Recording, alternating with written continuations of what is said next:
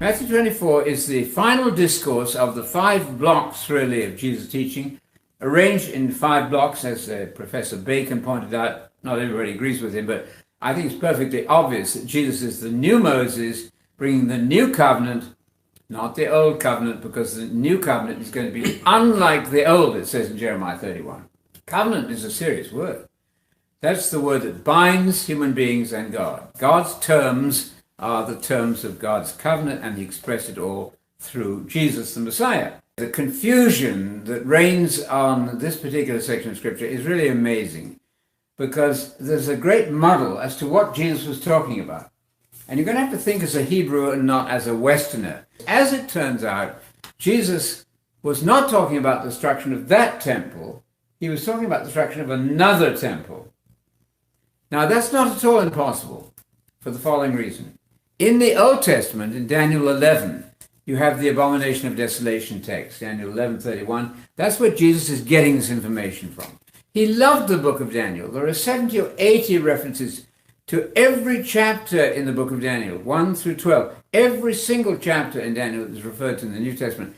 Jesus loved this because he found himself there, his career being that of the Son of Man. The Son of Man means the, capital H, capital B, human being. The ultimate human being, what Adam was supposed to be and failed to be. He's the second Adam. He's doing life right rather than wrong, and therefore God resurrected him from the dead. I get it. So what will be the sign of your coming, they say, in response to the question or his statement about, you see all these buildings out here, there's not going to be a stone left on top of another. All of these things will be destroyed. And they immediately say, okay, we get it. What will be the sign of your parousia, second coming, and end of the age? You see what they're doing? They're assuming that the end of the age and the parousia is connected with the fall of the buildings. That was correct. Their assumption was right. I don't think Jesus knew how many thousands of years would elapse. In fact, he said that. It's not for you to know the times and seasons in Acts 1:7, not for you to know the times and seasons. But you want to know, though, what the signs of the second coming are. I don't think that Jesus knew how many thousands of years it might be. What he did know from reading the book of Daniel was that there would be trouble in a temple, an abomination of desolation. Shikutza Shomem, that's a horrible pagan thing, would happen in a temple in Jerusalem. That he knew. And he knew that that would be followed then by his own parousia, that's the Greek word for second coming. The emperors at the time, the officials at the time, would have a special day of a parousia where they'd mint a special coin and have a big celebration. They would come and inspect the troops. So the Christians say, well, our emperor is going to come. We'll call it the parousia. So the question then is from the disciples a right question. In view of trouble in the temple, they say, okay, what will be the sign of your coming and end of the age? That's one idea, coming and end of the age. There's no double article there. It's not your coming and the end of the age, but your coming and end of the age. That connects the two things together. That wasn't wrong. They knew that from what they learned from Jesus. So how does this then go on? The end of the age is a key term.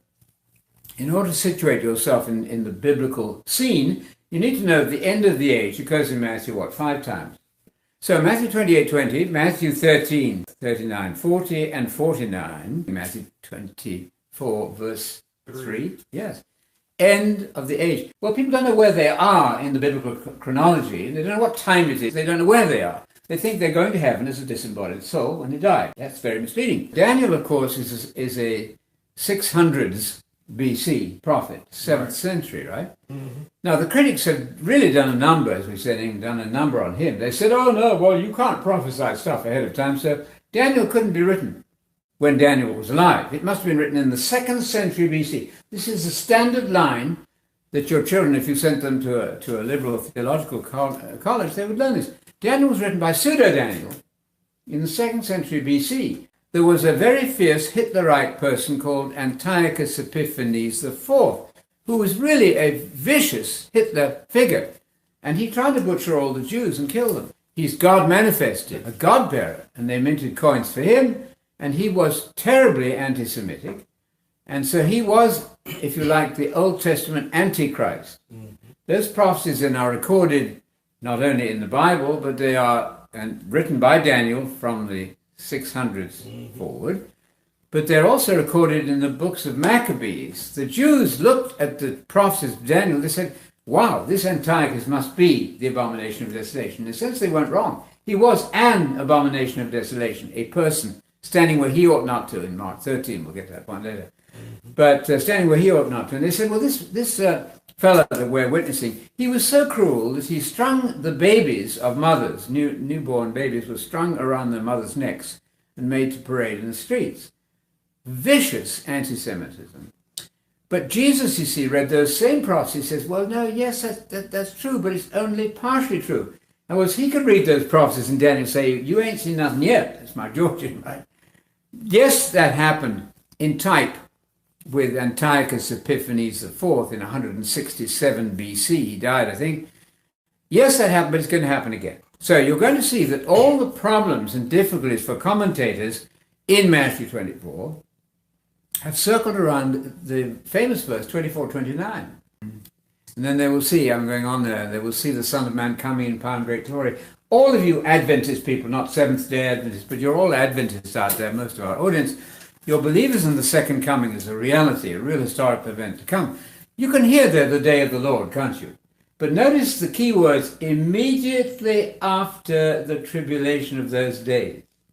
Now, the commentators have really struggled with that, because if you start with the premise that Jesus is talking about the destruction of the temple in 70 AD, and all the trouble that certainly occurred in 70 AD, and there was a destruction of the temple in 70 AD, the very buildings they were looking at, how in the world are you going to deal with immediately after?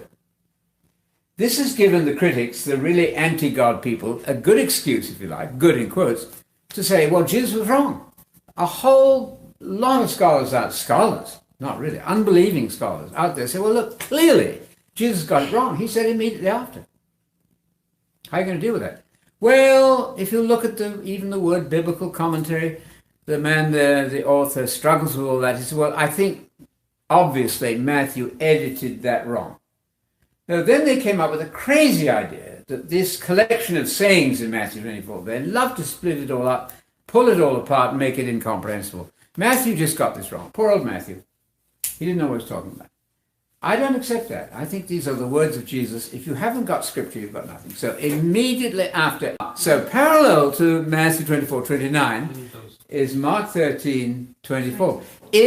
I'm tempted to go Georgian here. Shouldn't do it. In those days after that, I like that. It's fun. It's fun with language. So in those days after that tribulation, could it be clearer than that? We're not talking about a tribulation in 70 AD, because if so, then Jesus was flat out wrong, and he can't be wrong. So the key verses in our Mark 13:24, in those days after that particular tribulation he's just been talking about, in Matthew 24:29, immediately after that great tribulation, you will have cosmic signs. And then they will see the Son of Man coming in power. This is an amazing event, winding up the whole of this section of human history.